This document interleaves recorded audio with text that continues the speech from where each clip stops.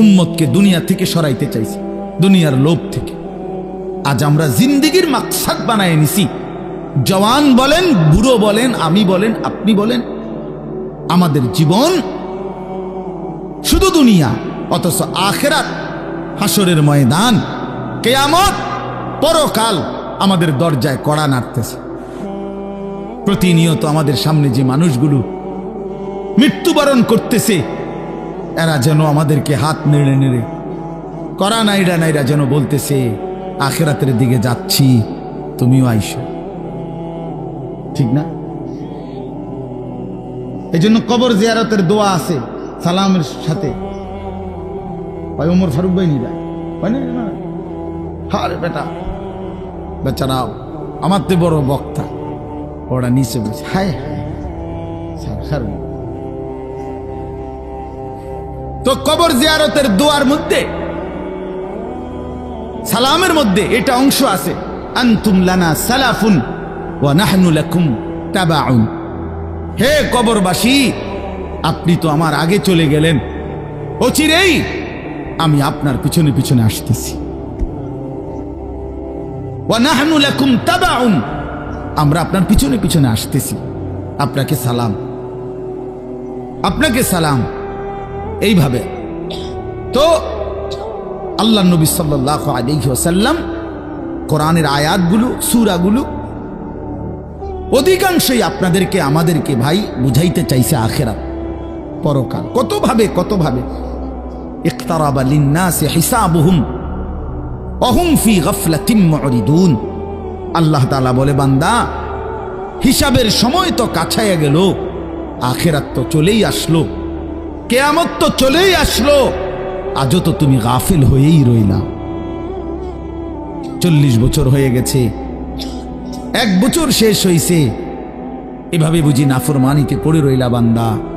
365 দিনে কোনদিন ছেলেরা, তোমরা যারা ফজরের নামাজ পড়ো না, তুমি বলো না বাপ, এত শক্ত, এত পাষাণ কেমনে হয় না? 1টা বছর কোনদিন ফজরের নামাজ পড়ো নাই, এত বড় নিকৃষ্ট জানোয়ার মুসলমানের বাচ্চা কেমনে হয়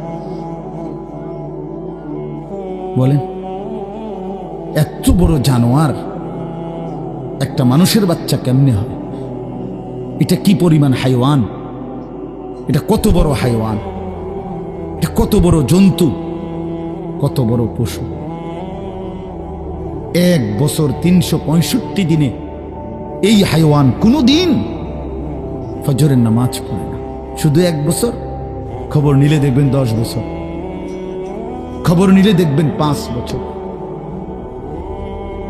জানোয়ারের মতো, ইহুদির মতো, খ্রিস্টানের মতো চুল রাইখা তৃপ্তি বোধ করে। এর চাইতে অসভ্যতা, এর চাইতে নিকৃষ্ট রুচি, এত বিকৃত মানসিকতা কোন জন্তু জানোয়ারেরও হয় না বেটা, জন্তু জানোয়ারেরও।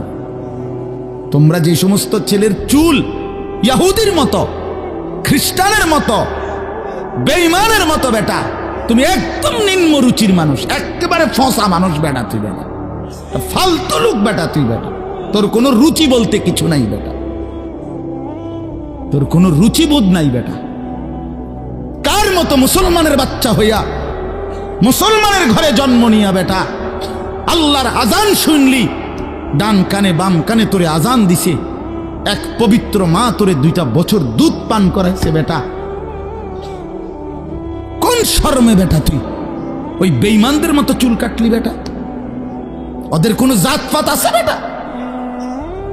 ওদের কোনো ইজ্জত আছে না সম্মান আছে? আল্লাহ তাআলা কোরআনুল কারীমে বলছে, ইন্নামাল মুশরিকুনা নাজাস। কোরআনের আয়াত কিনা?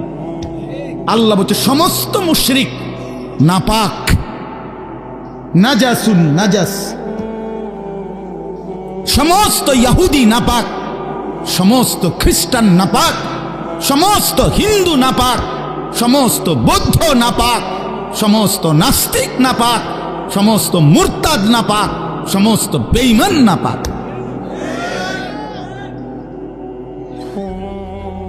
কার মতো বেটা চুল রাখলি বেটা? কারে যাইকা বেটা পেশাব করে পানি লস না বেটা? কোন অসভ্য থেকে শিখলি বেটা? এটা কার থেকে শিখলি? জীবনে 2-4 অক্ষর পড়ালেখাও করো নাই?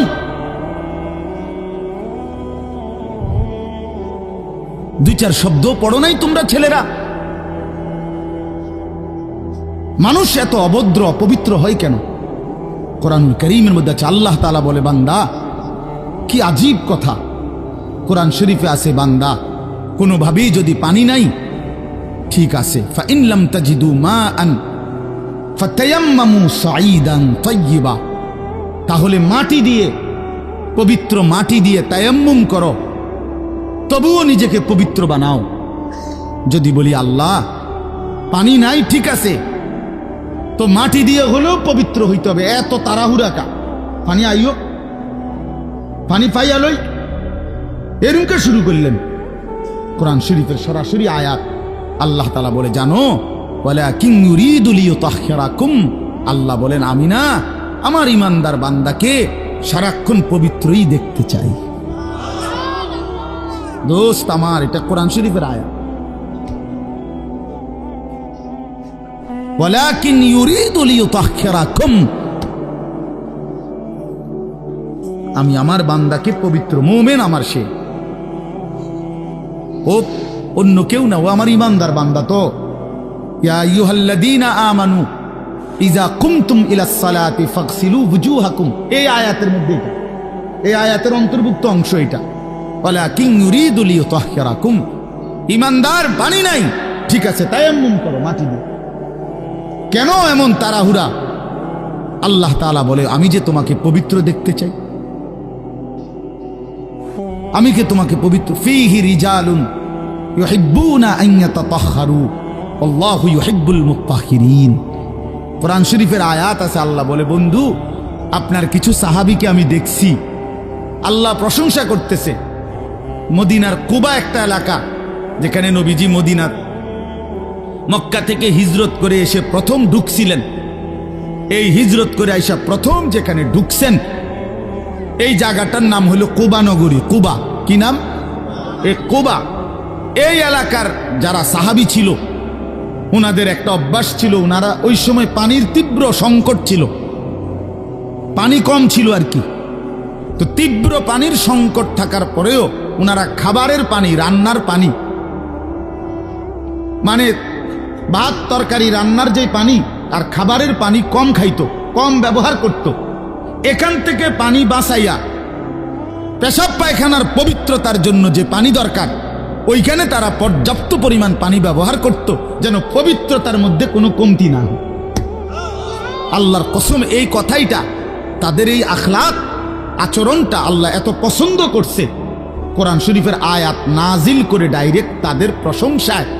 আল্লাহ বলছে, ফীহি রিজালুন, আপনার সাহাবীদের মধ্যে কিছু লোক এমন আছে আমি দেখতেছি, ইউহিব্বুনা আন ইয়াতাতাহহারু, যারা ভালোভাবে পবিত্রতা অর্জন করাটাকে খুব পছন্দ করে। আল্লাহু ইউহিব্বুল মুত্তাহহিরিন, নবী শুনায়ে দেন, এমন পবিত্রতা অর্জনকারীদেরকে আমি আল্লাহও ভীষণ ভালোবাসি।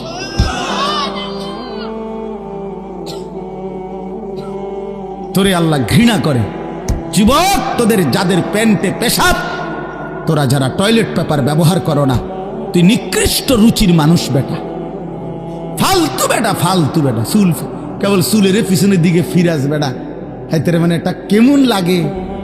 হ্যাঁ, সামান্য সামান্য সহপাঠী বা সামান্য সেরকম আর সেরকম লাগতেছে তোরে দোস্ত, জিঙ্গাইলে না বলে সেরকমটা কেডা? সেরকম ঠিক আছে লাগতেছে, আমিও কই, কিন্তু সে কে যার মতো লাগতে আছে?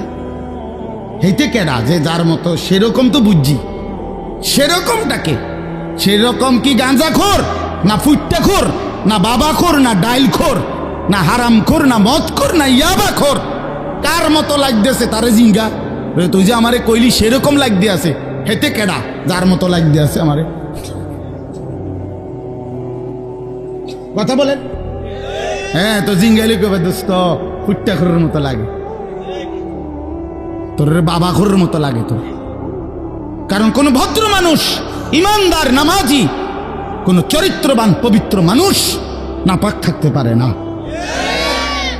তো তাহলে তো এটা বুঝাই যায় তোরে কার মতো লাগে বেটা। হ্যাঁ, নাই তো হে বলুক যে দোস্ত তোর চুল দেখে মনে হয় বুড়া বাইজিদ বসতাম, তোর একদম জোনায়েদ বাগদাদির মতো লাগতে আছে, এমন নি তাহলে তোর চোর ডাকাইতের মতোই তো লাগে। আস্তাগফিরুল্লাহ, আস্তাগফিরুল্লাহ। প্রিয় ভাই আমার, বন্ধু আমার, আখিরাত যেন ভুলে না যাই। মহান আল্লাহ পাক রব্বুল আলামিন এই কোরআনুল কারীমের মধ্যে বারবার আমাদেরকে আখিরাত মনে করাইছে। আমাদের জিন্দেগি ঈমানের জিন্দেগি, আমাদের জিন্দেগি পবিত্র জীবন ভাইয়া। আমরা শুধুই দুনিয়ার জন্য না, কতজন কতভাবেই তো ইন্তেকাল করে, মৃত্যুবরণ করে, কিন্তু শাহাদাতের মৃত্যু শ্রেষ্ঠতম মৃত্যু।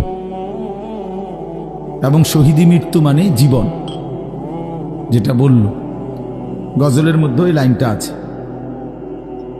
তো আসলে কোরআনুল কারীমের মধ্যে আছে, আল্লাহ তাআলা বলেন, ওয়ালা তাকুলু লিমান ইউকতালু ফি সাবিলিল্লাহি আমওয়াত বাল আহইয়াউন। আল্লাহর পথে যারা শাহাদাত বরণ করে তোমরা তাদেরকে মৃত বলো না, বরং আল্লাহ নিজে বলতেছেন বাল আহইয়াউন, বরং তারা জীবিত, নিঃসন্দেহে জীবিত। রাসূলুল্লাহ সাল্লাল্লাহু আলাইহি ওয়াসাল্লাম বলেন, সবুজ পাখির ভিতরে তাদের রূহ জান্নাতের মধ্যে ঘুরতে থাকে। এজন্য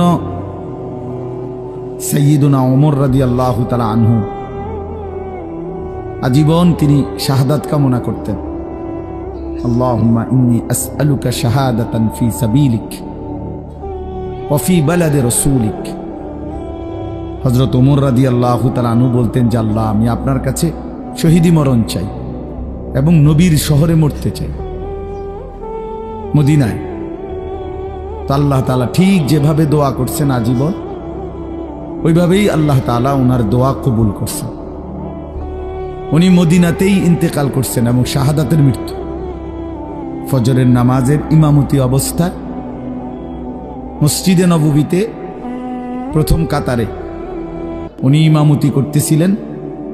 একজন অগ্নিপূজক কাফের ছদ্মবেশে চাদর দিয়ে শরীর ঢেকে এই বেঈমান ফজরের নামাজের ইমামতি করতেছেন ওমর রাদিয়াল্লাহু তাআলা আনহু। এই সময় ওনার কোমরের মধ্যে ছুরি মারছে, 7-8টা ছুরির ঘাই দিছে। এই অবস্থায় তিনি রক্ত অঝরে ঝরতে শুরু করছে। তো উনি চাপ দিয়া ধইরা আগে পেছন কাতার থেকে, প্রথম কাতার থেকে হযরত আব্দুর রহমান ইবনে আউফ রাদিয়াল্লাহু তাআলা আনহুকে টেনে ইমামের জায়গায় না দাঁড় করায়া, তো বলছে, আব্দুর রহমান, আগে ফজরের নামাজ শেষ করো, তারপরে তোমরা আমারে ধইরো। তো উনি কাটা মুরগির মতো পাশে এই ব্যথায় তড়ফাইছে, কিন্তু সাহাবায়ে কেরাম আগে নামাজ পড়ছে, এরপরে উনারে ধরছে। তো এই আঘাতেই উনি শাহাদাত বরণ করছে। তো শহীদি মৃত্যুও হয়েছে, আবার রসুলের শহরেই মদিনাতেই মৃত্যুবরণ করছে। এবং সবচেয়ে আশ্চর্যের কথা হলো, উনি হলেন শহীদে মেহরাব, মেহরাবের শহীদ।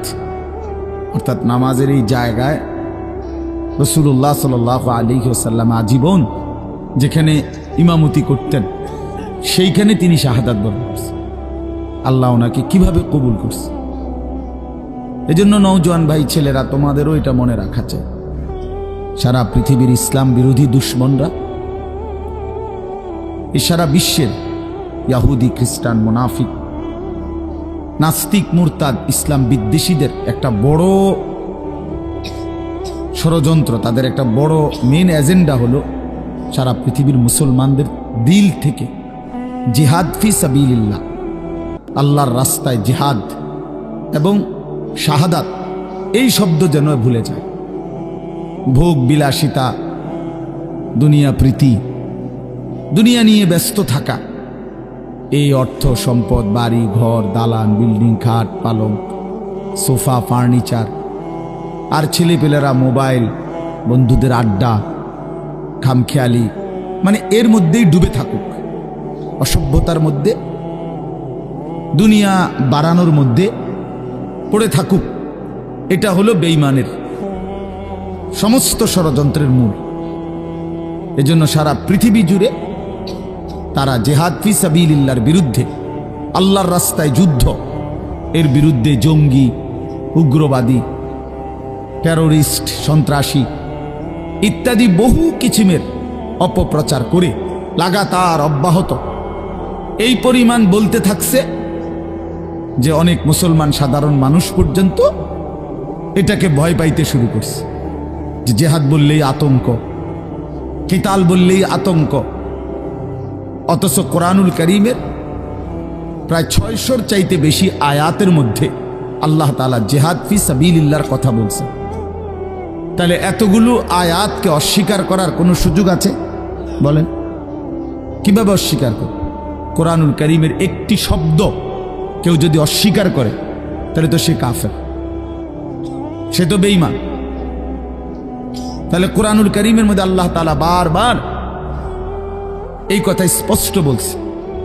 কোরআন শরীফে আছে, মক্কায় মুসলমানরা, কুরাইশরা, মক্কার কুরাইশদের মধ্যে মাঝে মধ্যে বিতর্ক হইত যে কেউ কাবা ঘরে হাজিদেরকে পানি পান করাইতো, কেউ হাজিদেরকে মেহমানদারি করত, কেউ কাবা ঘরের চাবি পাহারা দিত, কেউ কাবা ঘরের সংরক্ষণ করত, কাবা ঘরের ভবন ইত্যাদি প্রস্তুত করত, হাজিদের জন্য তাবু বানাইতো। তো এই খেদমতকে অনেক বড় মনে করত। তো একদিন নিজেদের মধ্যে তারা বলতেছিল যে এইটা সবচেয়ে বড় কাজ।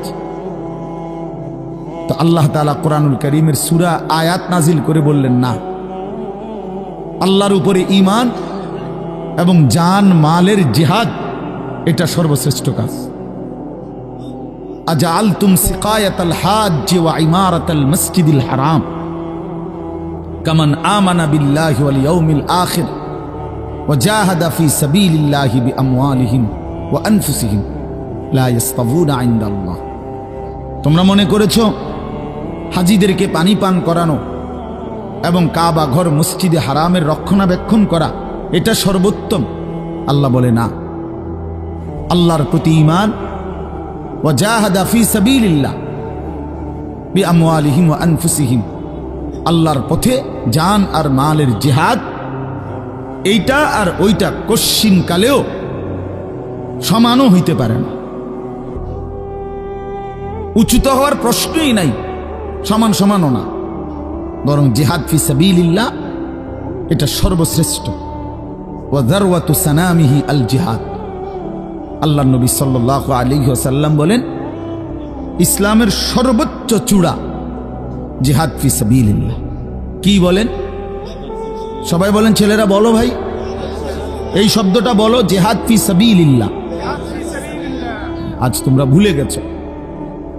আজ অসংখ্য যুবক ছেলে, কিশোর ছেলে জানেও না এইসব। 16, 17, 18 বছরের ছেলেরা রাসূলুল্লাহ সাল্লাল্লাহু আলাইহি ওয়াসাল্লামের জামানায় পুরা দমে যুদ্ধ করছে, পুরা দমে। 17, 18 বছরের অসংখ্য সাহাবী, 20 বছরের অসংখ্য সাহাবী যুদ্ধের ময়দানে সেনাপতি ছিলেন। উহুদের যুদ্ধে সর্বপ্রথম আল্লাহর নবী সাল্লাল্লাহু আলাইহি ওয়াসাল্লাম উহুদের যুদ্ধের দিন, ইসলামের ইতিহাসের অত্যন্ত ভয়ানক একটা যুদ্ধের নাম হল উহুদের যুদ্ধ, যেখানে 70 জন সাহাবী শাহাদাত বরণ করছিলেন। এই যুদ্ধে সর্বপ্রথম দুশমনের বিরুদ্ধে, কাফেরদের মোকাবেলায় আল্লাহর নবী সাল্লাল্লাহু আলাইহি ওয়াসাল্লাম প্রথম তীর মারার জন্য দুশমনের দিকে যাকে আদেশ করছেন তার বয়স ছিল মাত্র 18 বছর। হযরত সাদ ইবনে আবি ওয়াক্কাস রাদিয়াল্লাহু তাআলা আনহু, নবীজি উনাকেই প্রথম বলছেন দুশমনের দিকে তীর মারো। ইরমি সাদ, সাদ তুমি তীর ছোড়ো। ফিদাকা আবি ওয়া উম্মি, এই নবী জীবনে একবার শুধু বলছে এই 18 বছরের সাহাবী যুবকের জন্য যে আমি মুহাম্মদের মা বাপ তোমার জন্য কুরবান। আর কোনোদিন নবীজি এ কথা বলে নাই। সাহাবীরা নবীকে বলতো, হে আল্লাহর নবী, আমার মা বাপ আপনি রসুলের জন্য কোরবান হোক, এটা মহব্বতে বলতো।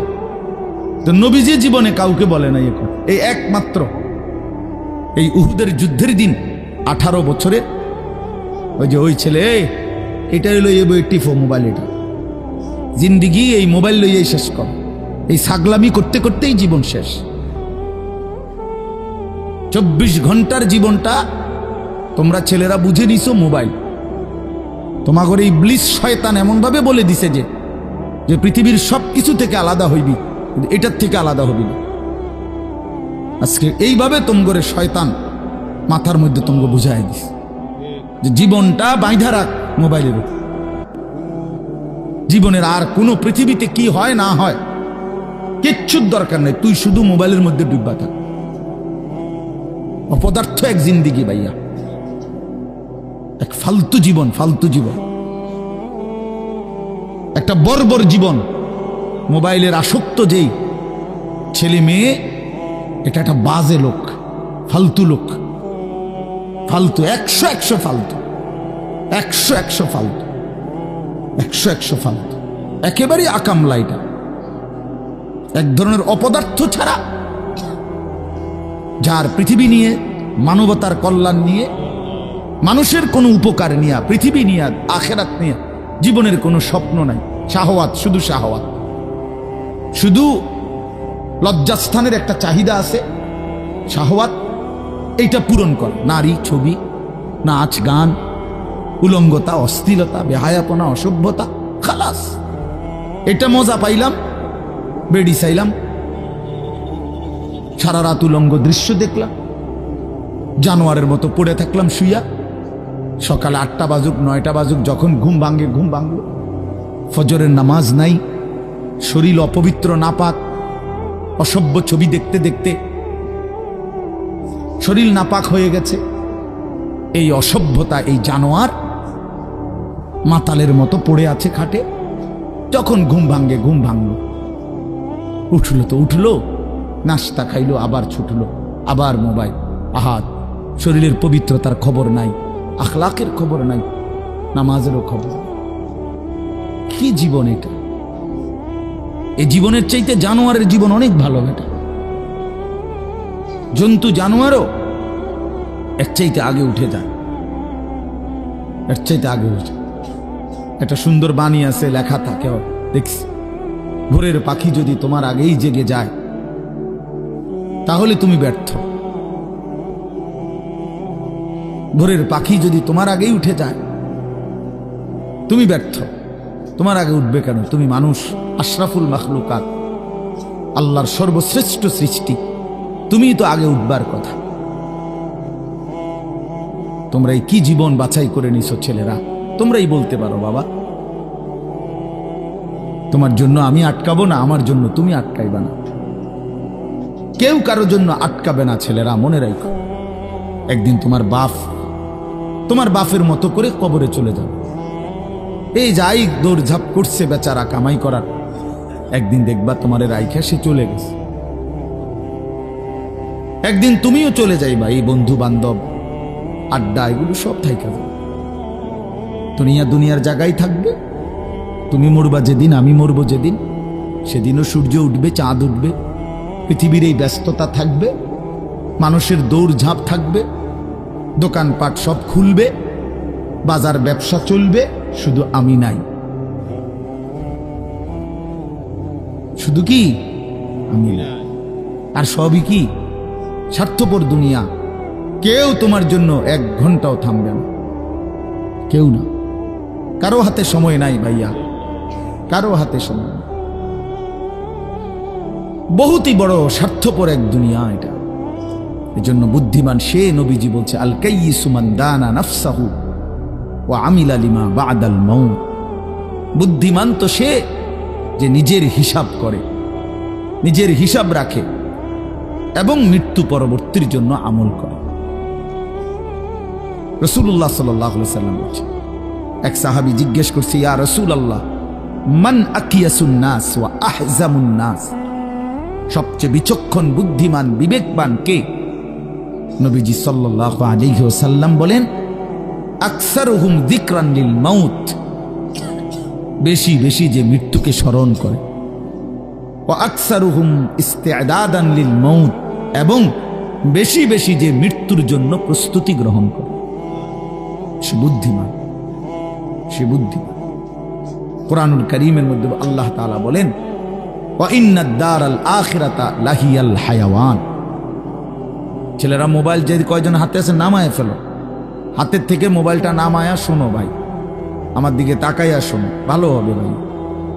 তো আল্লাহ তাআলা বলেন, নিশ্চয়ই আখিরাতের ঘর জান্নাত, সেটাই কেবল জীবন, লাহিয়াল হায়াওয়ান, ওইটাই লাইফ, ওইটাই জীবন, এটাই স্টেশন, এটা প্ল্যাটফর্ম। এজন্য ট্রেন স্টেশনে যত অত্যাধুনিক এসি থাকুক, বাসের প্ল্যাটফর্মে যত অত্যাধুনিক রুমই হোক, লোকটা কেবল ছটফট করে, একটু পরপর ঘড়ি দেখে, টিকিট দেখে, বাইরে উকি দেয়, বাস আইয়ে না। আরে ভাই এরম করেন কেন, এসি চলতেছে, বসে না থাকবে। আর ধর্মে আপনার কথা বুঝে থাকতে পারছি, ঠিকই না বলে, অথচ কোনো সমস্যা নাই, এতটা অত্যাধুনিক রুম এখানে, তারা নাস্তা টাস্তা দিয়েছে, কিন্তু হের কেবল গড়িসা, সে কেবল টিকিট চায়, সে কেবল জিগা কি ভাই আইলুনি, ট্রেন আসছে, কারণ এটা যে প্ল্যাটফর্ম, সে এখানে বসতে আসে নাই। রব্বুল আলামিন বলে, বান্দা বিশ্বাস করো, এটা প্ল্যাটফর্ম, মালি ওয়ালিদ দুনিয়া।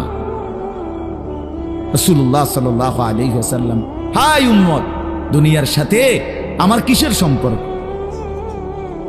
কি সম্পর্ক? ইন্নামা মাসালি ওয়া মাসালুদ দুনিয়া কারাকিবিন ইস্তাযাল্লা তাহতা শাজারাতিন সুম্মা রাহা ওয়া তারাকাহা। হাদিস, নবীজি বলছে, আমার উদাহরণ দুনিয়ার সাথে কেমন শোনো, এমন এক পথিক লম্বা পথে বহু দূর কোথাও যাবে, রওনা দিছে, প্রচন্ড রৌদ্র, ভীষণ রৌদ্রে পথিক এতটাই ঘামে ভিজে গেছে যে এই জন্য সে একটা গাছের নিচে একটু বাতাসের জন্য একটু বসছে, শরীরটা যাতে একটু ঠান্ডা হয়, গরম লাগতেছে। তো কিছুক্ষণ পরে শরীরটা যখন একটু ঠান্ডা লাগছে, একটু বিশ্রাম করছে, তো আবার সেই পথিক তার মূল গন্তব্যের দিকে রওনা দিয়ে চলে গেছে। তারা কাহা, গাছটাকে গাছের জায়গাতেই রেখে গেছে। নবীজি বলেন, ঠিক এমন আমি তো আখিরাতের পথিক, আমি তো জান্নাতের যাত্রী, আমি তো আখিরাতের মুসাফির, আমি তো যাচ্ছি সেখানে। যাওয়ার পথে মাঝখানে 60 বছর, 63 বছর, 40 বছর, 50 বছরের একেবারে সামান্য একটু সময় ওই গাছের নিচে দুনিয়ায় একটু বিশ্রাম করলাম, একটু বসলাম, আবার একটি নির্দিষ্ট সময় পরে আমি আমার আপন গন্তব্য আখিরাতের দিকেই রওনা দিলাম। দুনিয়া দুনিয়ার জায়গায় রয়ে গেল, দুনিয়া দুনিয়ার জায়গাতেই রয়ে গেল, দুনিয়া পড়েই রইল। কি ভাই বুঝতেছেন এই কথাটা? রাসূলুল্লাহ সাল্লাল্লাহু আলাইহি ওয়াসাল্লাম বলেন, ইয়াকুলু ইবনু আদম মালি ওয়া মালি। কি আজীব হাদিস শুনেন। নবীজি বলেন, হায় বনি আদম সারাক্ষণ কেবল বলে আমার মাল, আমার মাল। দেখছেন গাড়িটা আমার, এই বাড়িটা আমার, এই 10 শতক জমি আমার, এই সোফাগুলো আমার, এই খাট আমার। আল্লাহ নবী সাল্লাল্লাহু আলাইহি ওয়াসাল্লাম বলেন, হাল্লাকা ইবনা আদম মিন মালি, কোথায় তোমার মাল? এই বনি আদম, মাল তোমার বলতে কে বললো এগুলো তোমার? এগুলো যদি তোমারই হয় তো তুমি যেহেতু চিরস্থায়ীভাবে দুনিয়া থেকে কবরের দিকে চলে যাচ্ছ, এগুলো সাথে নিচ্ছ না কেন? তোমার জিনিস কার জন্য রেখে যাচ্ছ? এই বেটা, ওয়াহাল্লাকা ইবনা আদম মিন মালি, কিরে বনি আদম তোর মাল কই? তোর যদি হয় নিচ্ছ না কেন এগুলো? ও মানে মোবাইল আমার, তো আমি এটা নিয়ে যাবো না সাথে এখন, না কেন থুয়ে যাবো?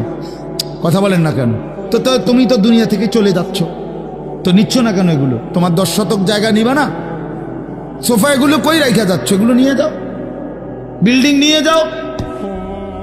তাইলে দেখে বুঝেই নাও বান্দা, উম্মত তোমার হলো কোত্থেকে? তোমার কেবল 3টা মাল, 3টা জিনিস তোমার। নবীজি নিজে বলছে, ইল্লা মা আকালতা ফাআফনাইতা, যা সরাসরি তুমি খাইয়া শেষ করছো, খাইছিলা, এটা তোমার। আউ লাবিস্তা ফাআবলাইতা, যেটা সরাসরি তুমি গায়ে দিছিলা, পড়ছিলা, পোশাক, তোমার গায়ে পড়তে পড়তে এডি ফুরান হয়েছে, সিরিয়াল আইছো, এগুলো তোমার।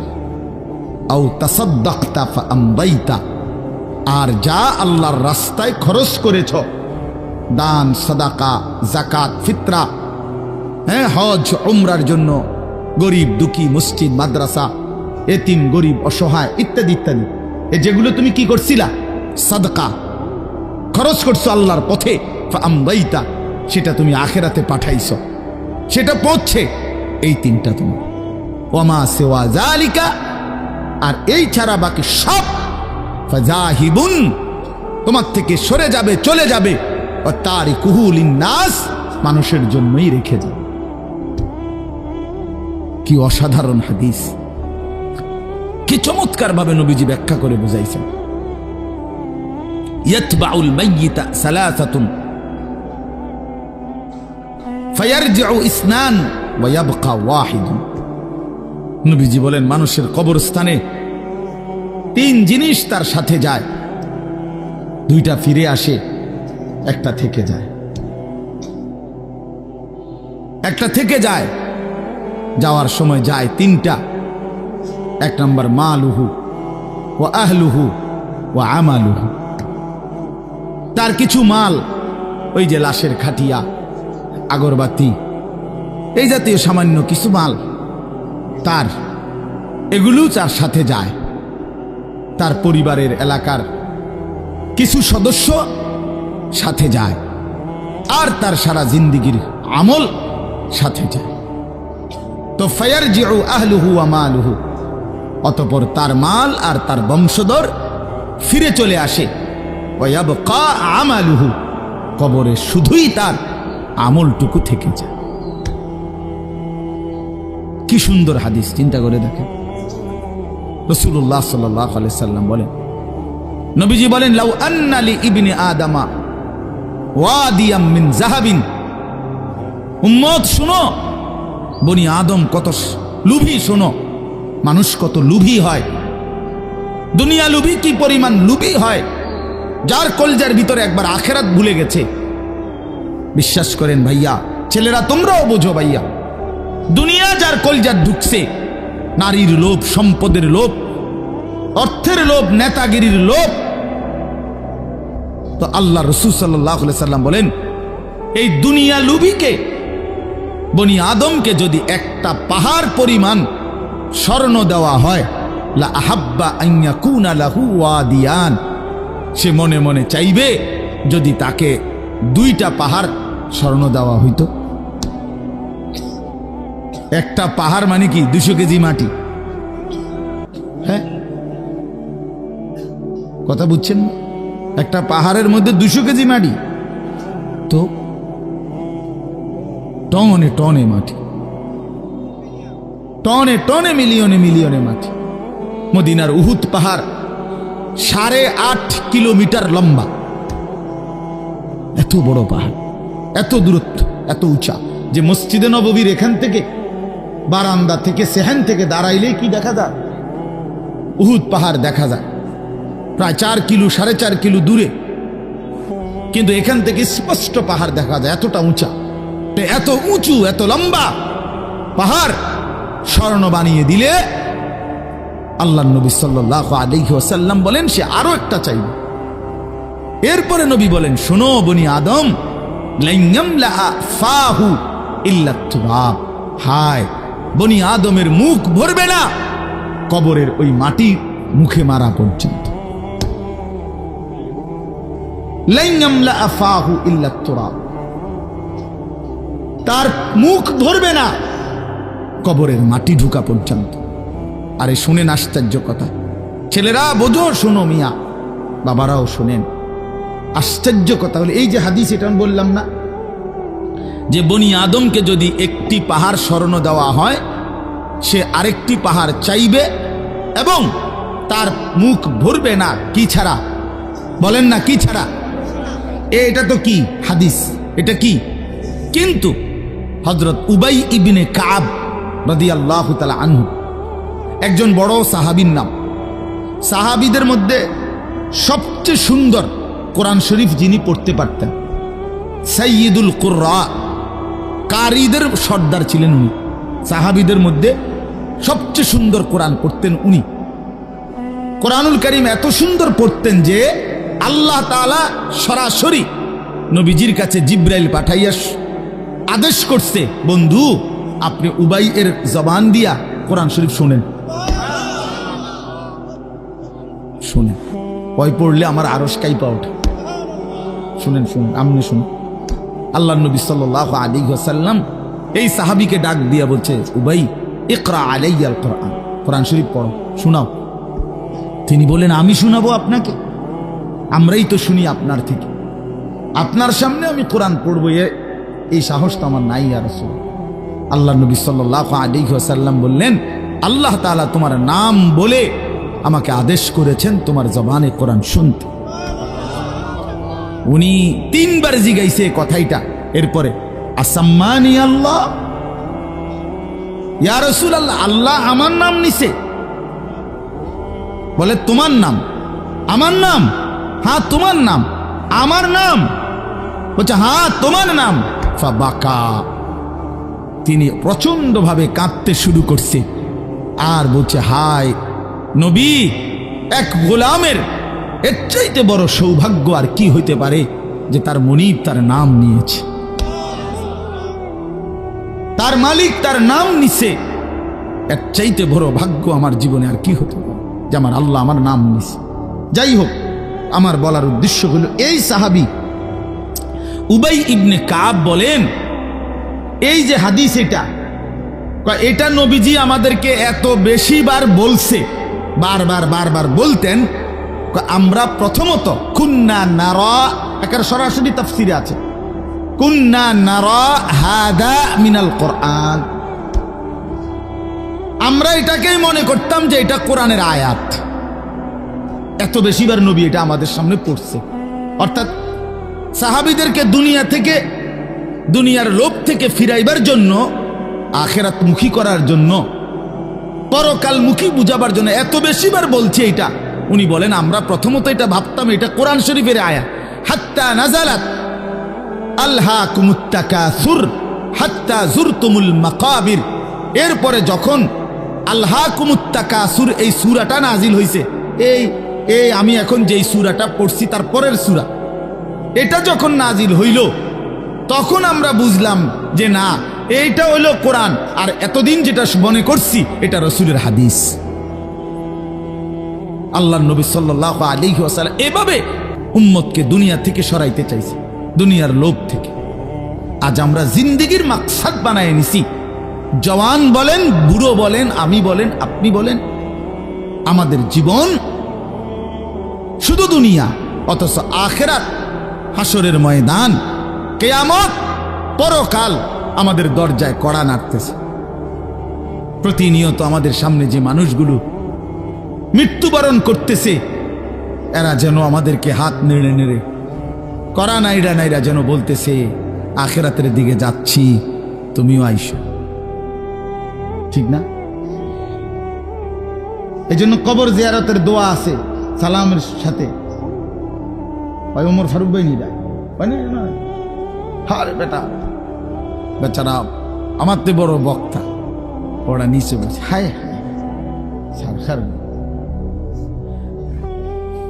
তো কবর জিয়ারতের দোয়ার মধ্যে, সালামের মধ্যে এটা অংশ আছে, আনতুম লানা সালাফুন ওয়া নাহনু লাকুম তাবাউন। হে কবরবাসী, আপনি তো আমার আগে চলে গেলেন, অচিরেই আমি আপনার পিছনে পিছনে আসতেছি। ওয়া নাহনু লাকুম তাবাউন, আমরা আপনার পিছনে পিছনে আসতেছি। আপনাকে সালাম, আপনাকে সালাম।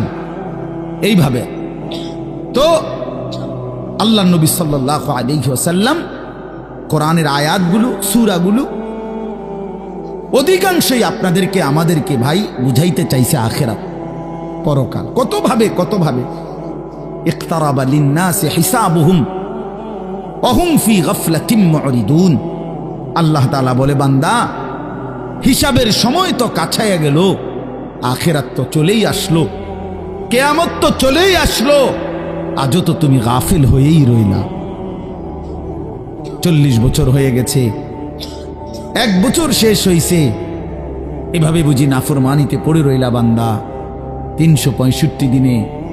কোনদিন ছেলেরা তোমরা যারা ফজরের নামাজ পড়ো না, তুমি বলো না বাপ এত শক্ত এত পাষাণ কেমনে হইল?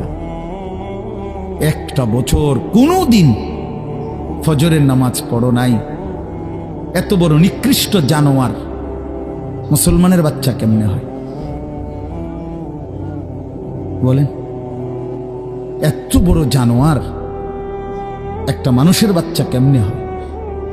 এটা কি পরিমাণ হাইওয়ান, এটা কত বড় হাইওয়ান, এটা কত বড় জন্তু, কত বড় পশু। 1 বছর 365 দিনে এই হাইওয়ান কোনদিন ফজরের নামাজ পড়ে না। শুধু 1 বছর, খবর নিলে দেখবেন 10 বছর, খবর নিলে দেখবেন 5 বছর।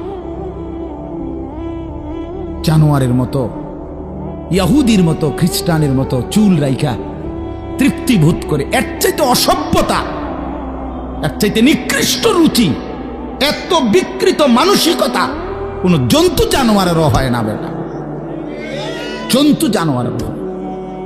তোমরা যে সমস্ত ছেলের চুল ইহুদির মতো, খ্রিস্টানের মতো, বেঈমানের মতো বেটা, তুমি একদম নিম্ন রুচির মানুষ, একেবারে ফসা মানুষ বেটা, তুই বেটা ফালতু লোক বেটা, তুই বেটা তোর কোনো রুচি বলতে কিছু নাই বেটা,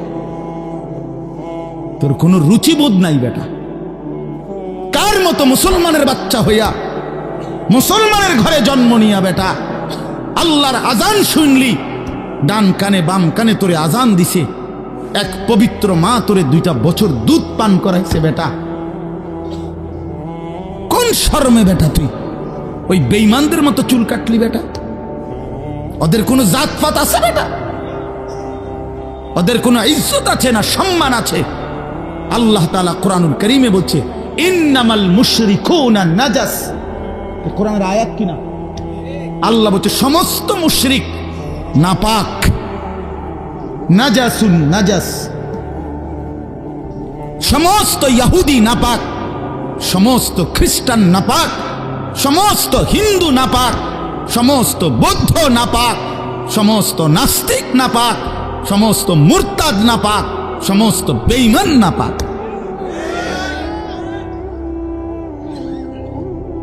কার মতো বেটা চুল রাখলি বেটা? কারে দেখা বেটা পেশাব করে পানি লস না বেটা? কোন সভ্য থেকে শিখলি বেটা? এটা কার থেকে শিখলি? জীবনে 2-4 অক্ষর পড়ালেখাও করো নাই?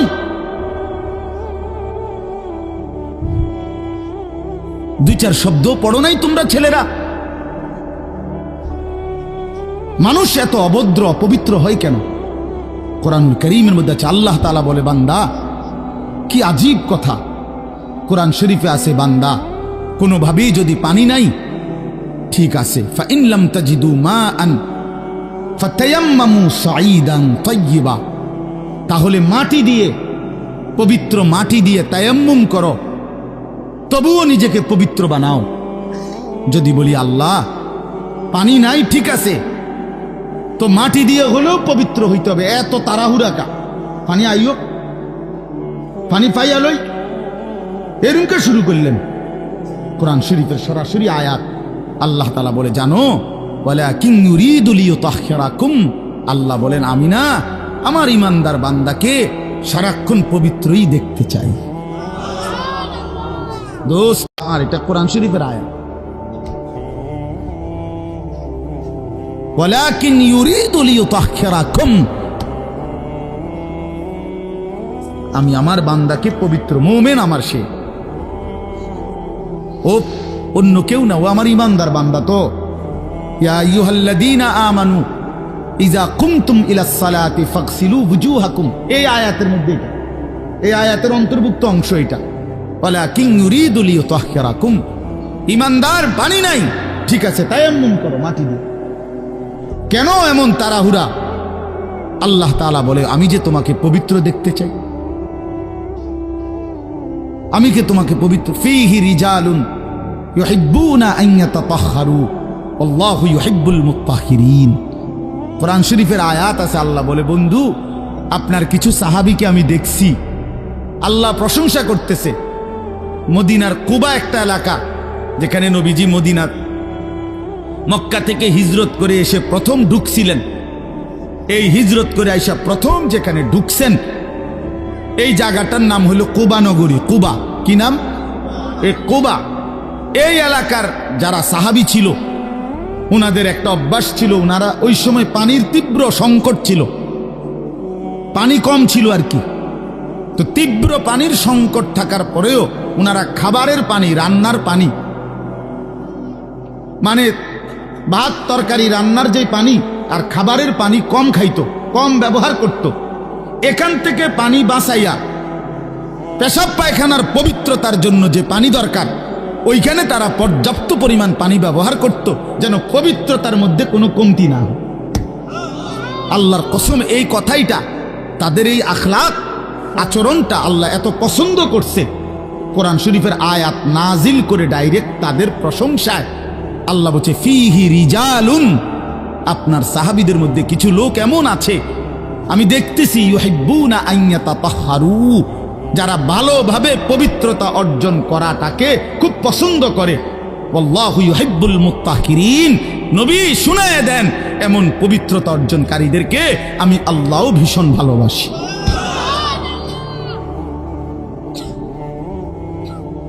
তোরে আল্লাহ ঘৃণা করে। যুবক, তোদের যাদের প্যান্টে পেশাব, তোরা যারা টয়লেট পেপার ব্যবহার করো না, তুই নিকৃষ্ট রুচির মানুষ বেটা, ফালতু বেটা, ফালতু বেটা। চুল কেবল চুলের পিছনের দিকে ফিরাস বেটা, হাইতে মানে এটা কেমন লাগে? সমান্য সমান্য সহপাঠী বা সমান্য সেরকম আর সেরকম লাগতেছে তোরে দোস্ত, জিঙ্গাইলে না বলে সেরকমটা কেডা? সেরকম ঠিক আছে লাগতেছে, আমিও কই, কিন্তু সে কে যার মতো লাগতে আছে?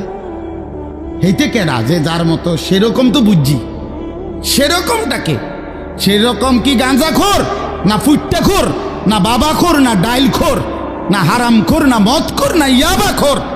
কার মতো লাগতেছে তারে জিঙ্গা? তুই যে আমারে কইলি সেরকম লাগতে আছে, হেতে কেডা যার মতো লাগতে আছে আমারে? কথা বলেন। হ্যাঁ, তো জিঙ্গাইলে কবে দোস্ত ফুট্টাখোরের মতো লাগে, তোর বাবাখোরের মতো লাগে তোর। কারণ কোন ভদ্র মানুষ, ইমানদার, নামাজি, কোন চরিত্রবান পবিত্র মানুষ নাপাক থাকতে পারে না। তো তাহলে তো এটা বুঝাই যায় তোরে কার মতো লাগে বেটা। হ্যাঁ, নাই তো হে বলুক যে দোস্ত তোর চুল দেখে মনে হয় বুড়া বাইজিদ বসতাম, তোর একদম জোনায়েদ বাগদাদির মতো লাগতে আছে, এমন নি? তাহলে তোর চোর ডাকাইতের মতোই তো লাগে। আস্তাগফিরুল্লাহ, আস্তাগফিরুল্লাহ। প্রিয় ভাই আমার, বন্ধু আমার, আখিরাত যেন ভুলে না যাই।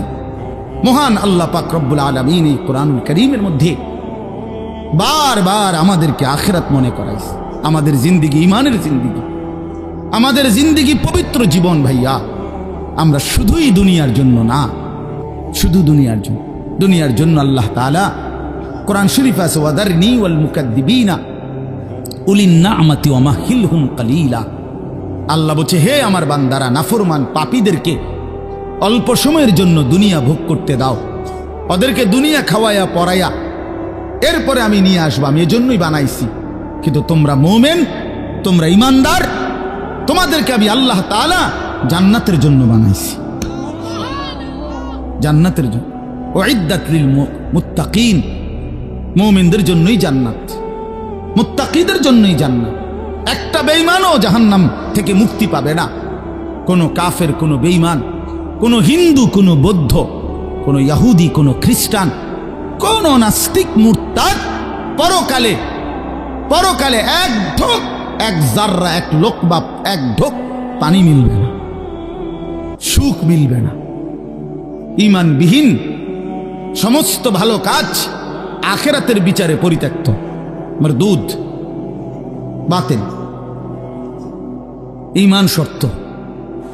মৃত্যু পরবর্তী যেই কোনো বিনিময়ের জন্য, উত্তম বিনিময় পেতে হলে কি লাগবে? ঈমান জরুরি, ঈমান জরুরি। ইমান হারা সর্বহারা, আল্লাহ হারা সর্বহারা, সর্বহারা। তো এই জন্য আল্লাহ তাআলা আমাদেরকে বানাইছিনি আখিরাতের জন্য, আখিরাতে নিজের জন্য। খালাকতুল আশিয়া আলি আজালিক ও খালাকতুকা লি। আল্লাহ বলছে, বান্দা গোটা দুনিয়া আমি তোমার জন্য বানাইছি, তোমারে শুধু আমার জন্য বানাইছি। সারে দুনিয়া তেরে লিয়ে, তু সিরফ মেরে লিয়ে। বাহ, এই কথা ভাবলেই তো অবাক লাগে। আমার তো খুব ভালো লাগে যে কয় কি মালিক।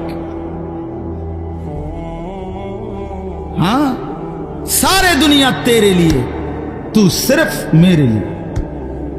গোটা দুনিয়া বান্দা তোর জন্য, যা বান্দা সবটা দুনিয়া তোরে দিলাম, তোকে শুধু আমার জন্য রাখলাম।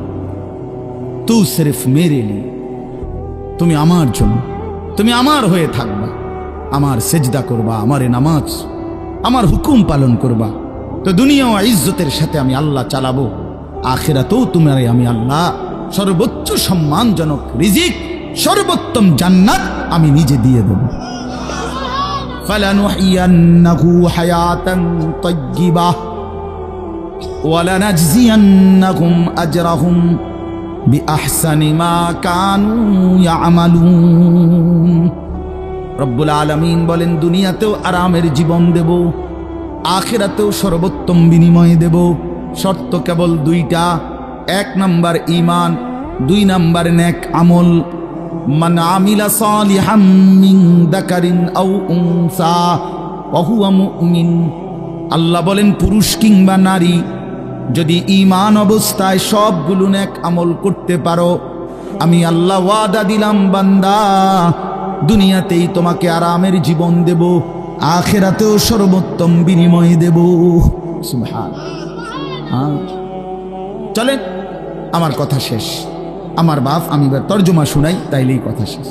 হাফেজ আমিন ভাই অনেক মহব্বত করছে, এই মাদ্রাসার মাহফিলে আসার সুযোগ হয়েছে, এতটুকুই। আরো উলামায়ে কেরাম, আমাদের আল্লামা মুফতি আমজাদ হুসাইন সাহেব হযরত অনেক অসুস্থ, উনি আজকে অনেক দিন ধরে ডেঙ্গুতে আক্রান্ত। আজকেও আসরের পরে কথা বলছি, খুব আস্তে আস্তে কথা বলে, খুব ক্লান্ত, দুর্বল। তারপরও আমারে বলছে যে আমিন ভাইয়ের মাহফিল আমি একটু লেগে হইল আসমু। আমাদের আজকে যে একজন মাওলানা শেষ বয়ান করবে, আপনার অসাধারণ। আপনাদের ছেলেদেরকে তোমাদেরকে বলি, বাপ আমার অনুরোধ রইল, আমার এই কথাটা রাইখো, তোমরা ওর বয়ান শুনো। আমি নিজেও ওর বয়ান শুনি, আমি নিজেও এর বক্তা।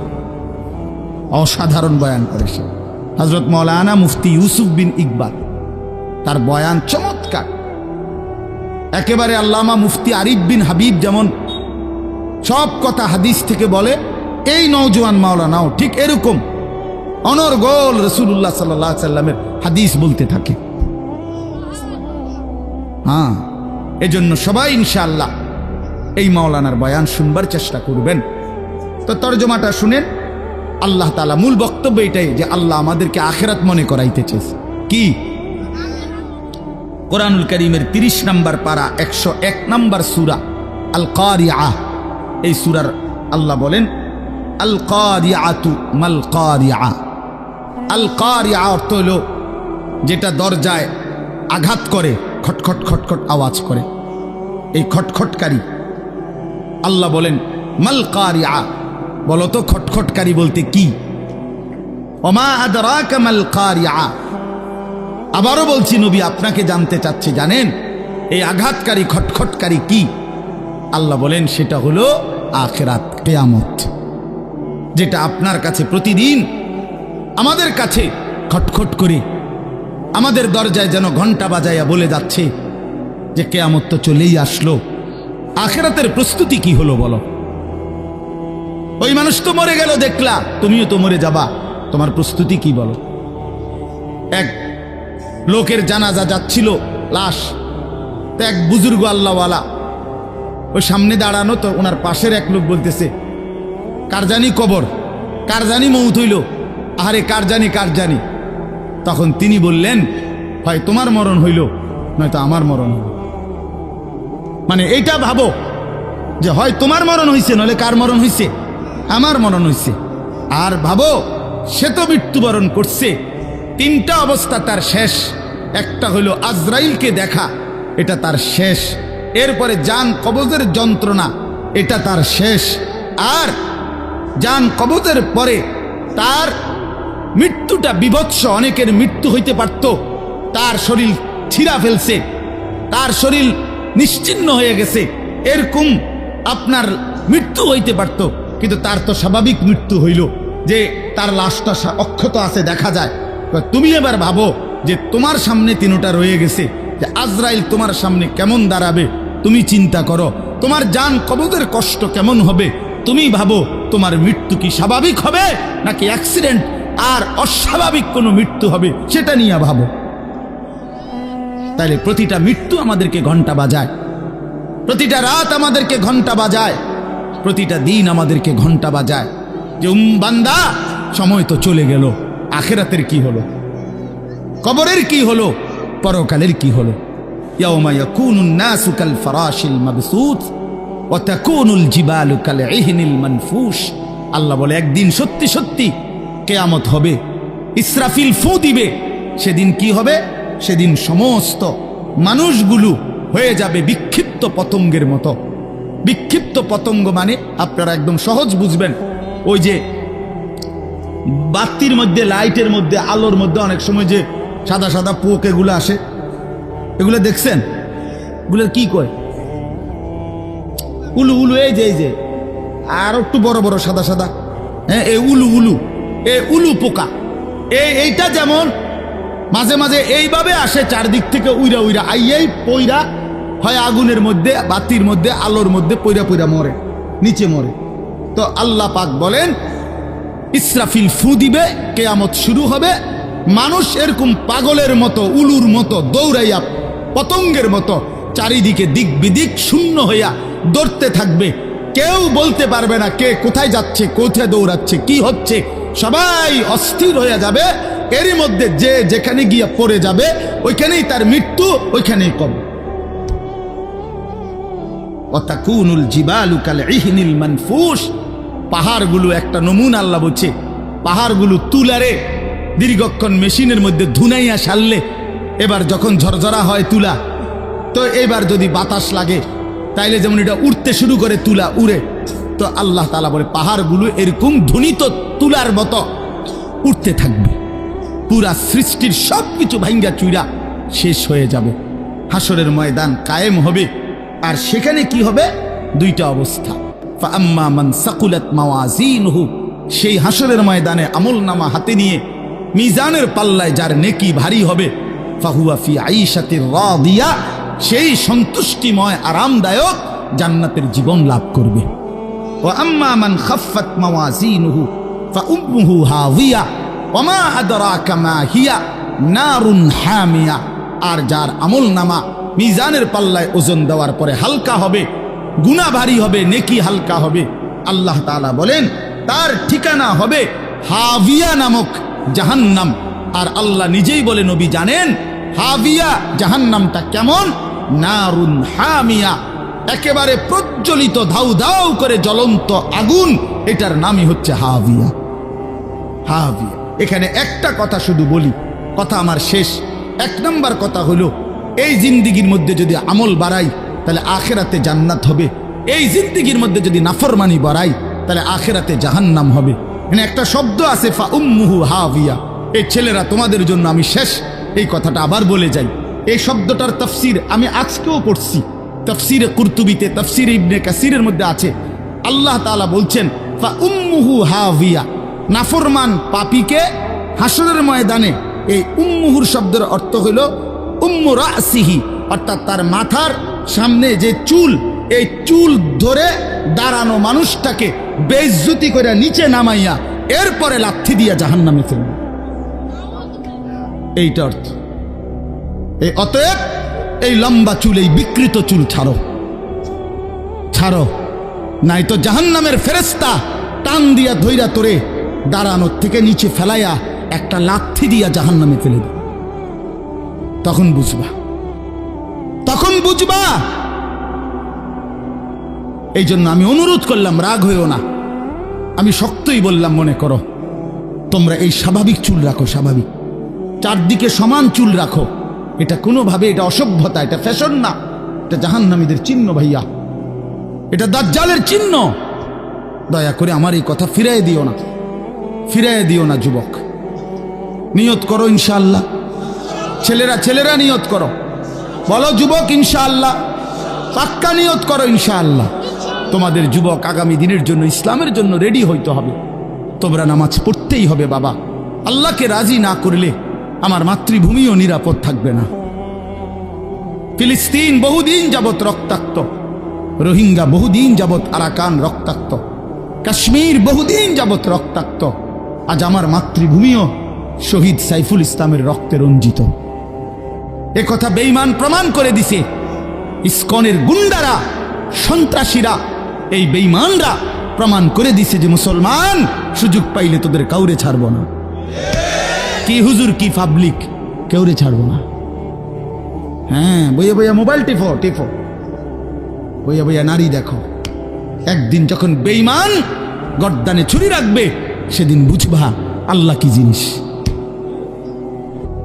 আল্লাহ কি জিনিস।